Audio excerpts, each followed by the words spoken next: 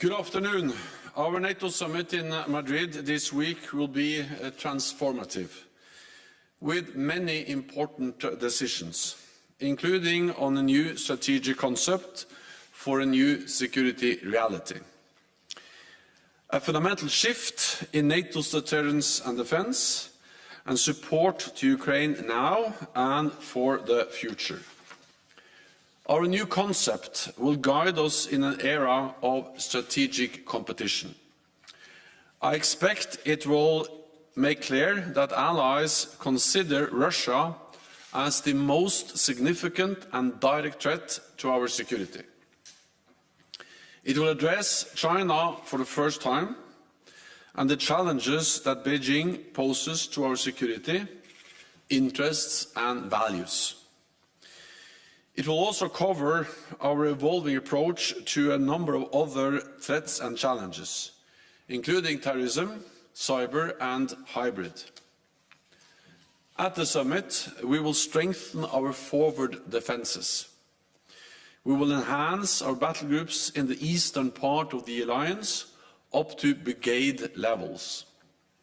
We will transform the NATO response force and increase the number of our high readiness forces to well over 300,000. We will also boost our ability to reinforce in crisis and conflict, including with more pre-positioned equipment and stockpiles of military supplies, more forward-deployed capabilities like air defence, strengthened command and control, and upgraded defence plans with forces pre-assigned to defend specific allies. These troops will exercise together with home defence forces, and they will become familiar with local terrain, facilities and our new pre-positioned stocks, so that they can respond smoothly and swiftly to any emergency. Together, this constitutes the biggest overhaul of our collective defence and deterrence since the Cold War. And to do this, we need to invest more. Today, we are releasing new defence spending figures. They show that 2022 will be the 8th consecutive year of increases across European allies and Canada. By the end of the year, they will have invested well over $350 billion extra since we agreed our defence investment pledge in 2014. 9 allies now reach or exceed the 2% target. 19 allies have clear plans to reach it by 2024, and an additional 5 have concrete commitments to meet it thereafter. 2% is increasingly considered a floor, not a ceiling. We will also agree to invest more together in NATO for the benefit of our security. The Ukrainian government and people continue to resist Russia's brutal war of aggression. Their courage and commitment are an inspiration, and I welcome that President Zelensky will join us at the NATO Summit. NATO and allies have provided substantial support to Ukraine since Russia's illegal annexation of Crimea in 2014, including with military and financial aid and training of tens of thousands of Ukrainian forces. All of this is making a difference on the battlefield every day. And since the invasion in February, allies have stepped up even more, with billions of euros worth of military, financial and humanitarian assistance. At the summit, we will agree a strengthened comprehensive assistance package for Ukraine. This will include substantial deliveries of support in areas like secure communications, anti-drone systems and fuel.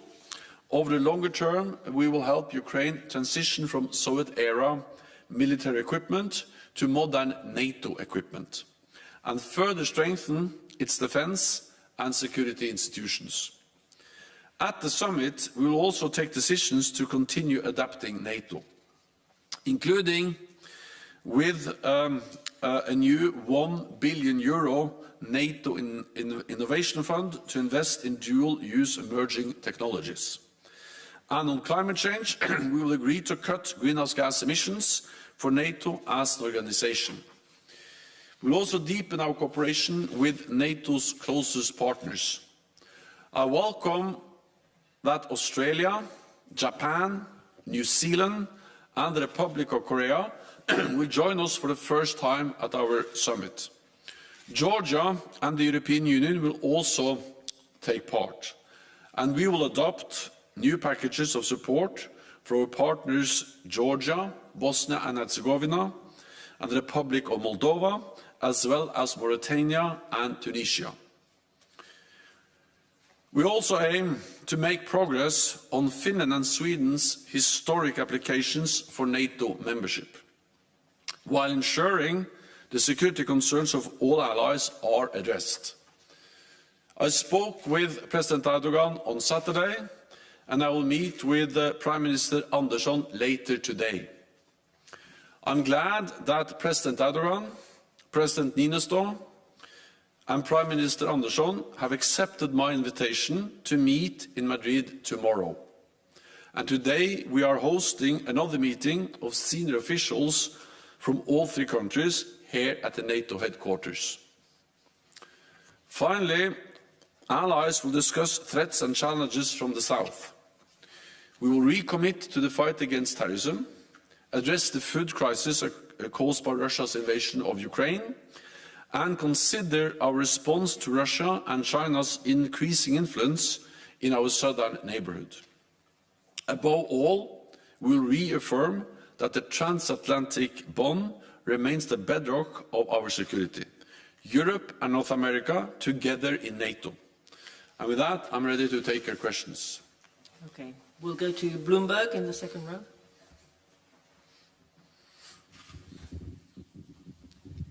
Thank you so much for the question, Natalia Drozdiak from Bloomberg. I just want to follow up on the meeting tomorrow between the leaders of Turkey, Sweden and Finland. What do you expect from that meeting tomorrow? And is it still possible that Sweden and Finland could join the summit in Madrid as invitees? Thank you. So we have worked hard since Finland and Sweden applied for membership to ensure that they can join the alliance as soon as possible. At the same time, we need to take into account concerns expressed by allies, and in this case, clearly expressed by Turkey. And that's the reason also why we have intensified the dialogue with our ally Turkey and with Finland and Sweden over the last weeks. I spoke with President Erdogan on Saturday, and I will meet Prime Minister Andersson later today. And then I'm very, very glad that President Niinistö, President Erdogan and Prime Minister Andersson will meet in Madrid tomorrow and accepted my invitation to meet on the margins of the Madrid summit. The purpose of that meeting is, of course, to make progress of the accession of Finland and Sweden. I will not make any promises, but I can just assure you that we are working actively to ensure progress because the applications of Finland and Sweden to join NATO, they are historic. It will strengthen the security of Finland and Sweden, it will strengthen NATO, and it will be something that will contribute to stability across the Euro-Atlantic area, Europe and North America. The aim is to make progress, and then it's too early to say what kind of progress you can make by the summit. Okay, we'll go to French television in the last row. Yeah.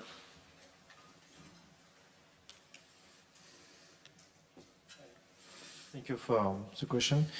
Julien Gasparuto, France Télévisions. There are a lot of tensions around Kaliningrad. Do you think the threat is serious? Do you think that Russia could attack one of the Baltic states? And what could be the response of NATO if there would be an attack? Thank you. So NATO is there to protect and defend all allies, and we have increased our presence in the Baltic region. We have done that since 2014 with the battle groups, with higher readiness, with more air policing. But since the invasion of Ukraine, we stepped up further, and now we have more than 40,000 troops under direct NATO command, most of them in the eastern part of the alliance, and many of them in the Baltic region. The purpose of this increased presence is to send a message that we are ready to protect and defend every inch of Allied territory, including, of course, Lithuania and the other Baltic countries. And by doing that, we are providing credible deterrence.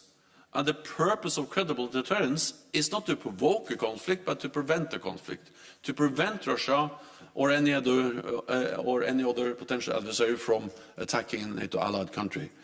And I'm confident that Moscow, President Putin, understands our collective security guarantees, understands the consequence of attacking a NATO allied country. It will trigger a response from the whole alliance. And to underpin that message, we have increased the presence. So that's the main message, is that we will defend, and by sending that message clearly, we are actually preventing an attack. Then, of course, we are concerned about the military build-up in Kaliningrad. We have seen that over many years, also with highly advanced weapon systems. That's also partly the reason why we have modernized our armed forces, our capabilities, and also increased our presence in that part of the region. Let me also add that what we now see is that Lithuania are implementing EU-agreed economic sanctions. And NATO allies welcome the EU sanctions. NATO allies have also imposed sanctions on Russia. And these sanctions are important because they ensure that President Putin has to pay a price for this reckless, heinous, brutal military attack on Ukraine. Okay, we'll go to Frankfurt Allgemeine.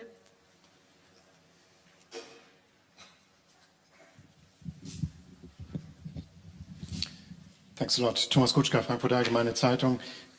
Secretary General, I have two questions following your introductory remarks. The first one, you said that we will, or NATO will, enhance battle groups in the eastern part up to brigade level. Does that apply to all the 8 battle groups or just to some of them? Question number one. And question number two, on common funding. You've made the case to double the common budget last year, and that was met by significant resistance from a few member states. Now it appears that you're almost there, so it won't be doubled, but almost the budget. Could you please explain why this has changed in the meantime, and how this is related to the war against Ukraine and the new posture at the eastern flank? Thanks. First, the increased presence of the brigade level will be something we will do in some of the 8 countries where we today have battle groups. We don't have one size fits all. There are different needs in different countries, and we also need to see the whole regions as one and assess the total need for increased forward presence. But of course this has to be understood in the light of what has already happened, because since the invasion we have doubled the size of the existing battle groups. For instance, Germany has increased their presence in Lithuania, UK increases presence in Estonia, and Canada and other countries increased presence in Latvia. So more or less doubled the size of the existing 4 battle groups we had before the invasion. Then we have doubled the number of battle groups from 4 to 8. And then we have added in more troops and forces, both on land but also sea and air forces. So this is a huge and significant increase of NATO's presence in the east. What we are doing now is that at the summit we will take decisions that will be transformative for our deterrence and defense, that will lead to the fundamental shift in the way we organize collective defense in NATO. And that will be built on many elements on sea, naval, cyber power. But when it comes to the land element, the main message is partly to have up to brigade level forward presence. Germany in Lithuania is one example. I expect other allies to make similar announcements. Then it will be based on more forward deployed equipment, stocks, fuels, weapons, ammunition. And then it will be made up by pre-assigned forces in their home country, but these forces will train, exercise regularly in those countries where they are pre-designed to be deployed in times of crisis. And by doing that, we are fundamentally strengthening both our forward defense, but also our ability to quickly reinforce. It's quite, to move people goes quite fast. To move heavy equipment takes time, but with more forward deployed equipment, including also more forward deployed combat formations and more exercises, we will significantly increase our ability to defend and protect all allies, also in the eastern part of the alliance. Then, on common funding, well, first of all, I think we have to understand common funding as part of the broader efforts to increase defence spending. The big money will go to the national defence budgets, and we have an impressive story to tell. Back in 2014, when we agreed on the Defence Investment Pledge, only 3 allies met the guideline of spending 2% of GDP on defence, and defence spending was also declining across Europe and Canada. Since then, defence spending has increased in all countries, and 9 allies now meet the 2% guideline. And in addition, some are very close to be at 2%. They are very close. And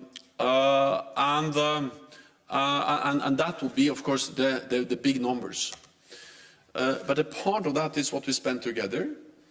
And this is, of course, a reflection of the same challenges that has led to the commitment to invest more. But this is about spending smarter by spending together, investing in pre-positioned equipment, command and control, infrastructure, but also in support for partners. I will not go into the details. This is something which is now finalized as we prepare for the summit. But we agreed a year ago to do more together, and of course we will follow up on that when we meet in Madrid later this week. Okay, we had Imedi. Thank you very much. Mr. Secretary General, you said that the new strategic concept will describe Russia for the first time as the most significant and direct threat to alliance security. Does it mean that with this decision you will not... So it's not a space anymore for dialogue with Russia. It's not a relevant issue. And the question about Georgia, how NATO is going to enhance support for Georgia in this very difficult moment. You will meet our Prime Minister in Madrid, and what should we expect in the context of open door policy in summit? Thank you very much. So Russia has walked away from the partnership and the dialogue that NATO has tried to establish with Russia for many years. They have done so not least by the brutal invasion of Ukraine, a blatant violation not only of international rule but also of all the documents and agreements we have signed with Russia to try to establish a framework for a meaningful dialogue with Russia.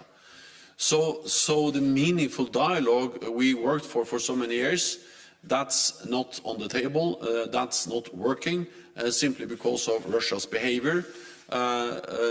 They have chosen confrontation instead of a dialogue. We regret that, but of course then we need to respond to that reality.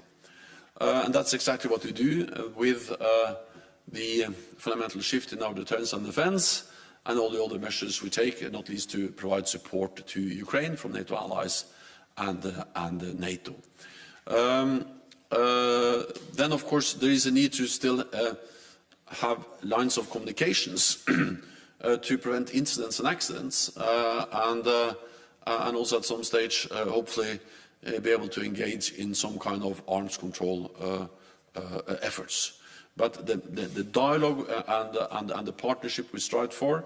We have to remember that, for instance, in the current strategic concept agreed at the Lisbon Summit in 2010, and I attended that summit as a Prime Minister of Norway, at that time President Medvedev of Russia participated in the meeting, and we agreed in the strategic concept, which is still the current strategic concept until we agree a new one later this week. We state that Russia is a strategic partner. That will not be the case in the strategic concept we will agree in Madrid. I expect that allies will state clearly that Russia poses a direct threat to our security, to our values, to the rules-based international order.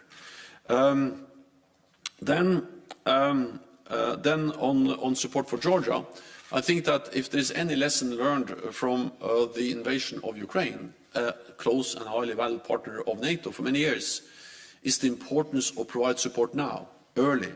That support sooner is better than support later. Therefore, I'm glad that NATO allies provided support to Ukraine, training, assistance in many different ways since 2014. But if anything, we should do more, and we should also do more for other allies which are vulnerable for Russian coercion, Russian attempts to meddle in their domestic political affairs. And therefore, I expect at the summit we will agree to step up political and practical support to partners at risk from Russian interference. We will help them to build their capabilities and strengthen their resilience. For Georgia, we could increase our support by building on the substantial NATO-Georgia package, including in areas such as situational awareness, secure communications, resilience and cyber. We also have the NATO training center outside Tbilisi. We can step up the efforts there, and we can support Georgia in developing its own cyber capabilities and provide additional personnel to the NATO liaison office in Georgia. So support for Georgia and other allies that are vulnerable for Russian interference will be a key message from the NATO summit.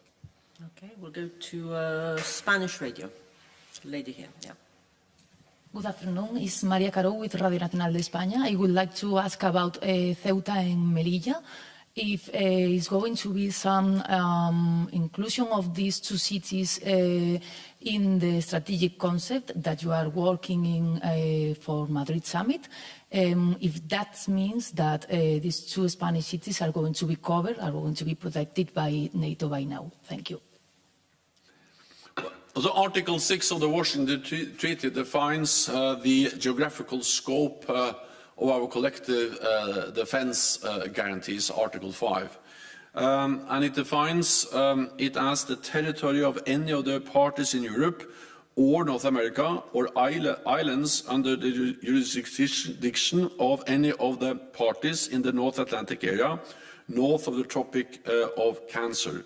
That said, I think we have to understand that the issue of invoking Article 5 in our collective defense clause is a political decision. So it has to be taken by consensus by all allies in the North Atlantic Council, based ultimately on what would matter in that particular case. So that's as far as I can go when it comes to comment on any specific issues. Beata Pałecka, Polskie Radio, Polish Radio, public broadcaster. Thanks for the question.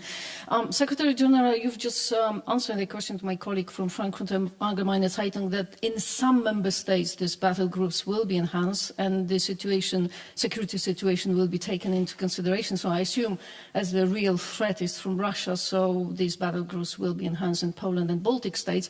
But will there be just only a political decision by the leaders during the summit, or it will be up to the member states that send actually soldiers to these countries to enhance it? So when exactly will we hear that these battle groups are enhanced? And the second question, do you think that these blockades, Russian blockades of Ukrainian ports and over 20 million tons of grains blocked in Odessa, do you think it will come up during the summit? And is there a place for NATO to intervene? Thank you.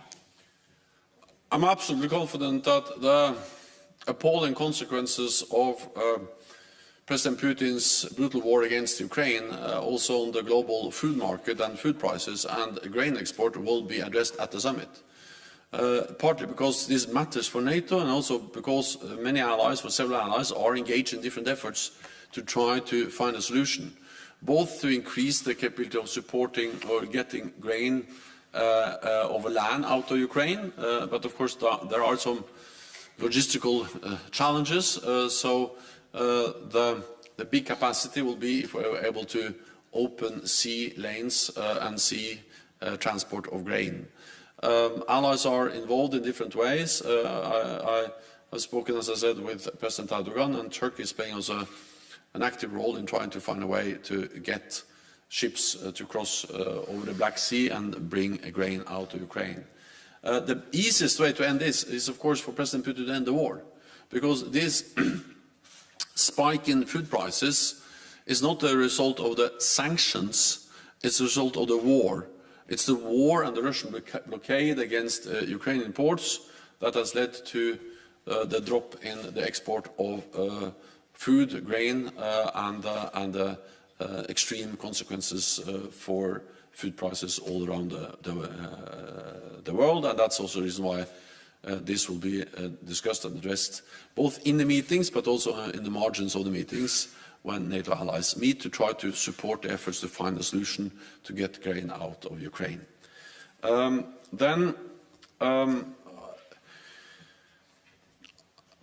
So Poland is one of our biggest allies, and of course we already have NATO allies, and especially the United States already have a significant presence in Poland.